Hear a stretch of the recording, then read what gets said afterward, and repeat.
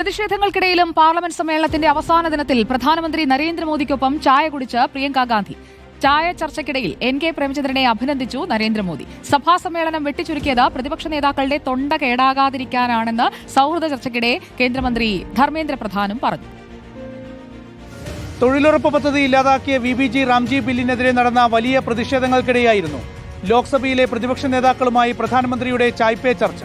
പ്രിയങ്ക ഗാന്ധി, രാജ, K Premachandran ഉൾപ്പെടെയുള്ള നേതാക്കൾ പങ്കെടുത്തു. വയനാട്ടിലെ വിശേഷങ്ങളായിരുന്നു പ്രിയങ്കയും മോദിയും സംസാരിച്ചത്. വയനാട്ടിലെ ആയുർവേദ കേന്ദ്രങ്ങളെക്കുറിച്ച് സംസാരിക്കുന്നതിനിടയിൽ സഭയ്ക്കുള്ളിൽ തെളിവോടെ വിഷയങ്ങൾ അവതരിപ്പിക്കുന്നത് കെ പ്രേമചന്ദ്രനാണെന്ന് മോദി പറഞ്ഞു. അതിനെ പിന്തുണച്ച് പ്രിയങ്കയും സംസാരിച്ചു. സ്പീക്കർ ഓം ബിർളയും അത് സമ്മതിച്ചു. സഭാ സമ്മേളനം വെട്ടിച്ചുരുക്കിയത് ശരിയായില്ലെന്ന് പ്രേമചന്ദ്രൻ ചൂണ്ടിക്കാട്ടിയപ്പോൾ ആവശ്യത്തിന് സംസാരിക്കാൻ എല്ലാവർക്കും സമയം കിട്ടിയില്ലേ എന്നായിരുന്നു മോദിയുടെ ചോദ്യം.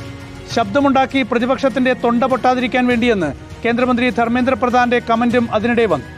രാഷ്ട്രീയ അഭിപ്രായ വ്യത്യാസങ്ങൾക്കിടയിലും ഇത്തരം സംവാദങ്ങൾ നല്ലതെന്നായിരുന്നു യോഗത്തിന് ശേഷം നേതാക്കളുടെ പ്രതികരണം. PR Sunil, in reporter, Delhi.